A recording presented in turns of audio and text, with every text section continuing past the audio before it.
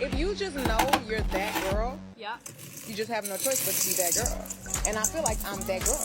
What if you don't wake up feeling like that girl? How do you be that girl? You need to go back to sleep and wake back up again so you can feel like that girl.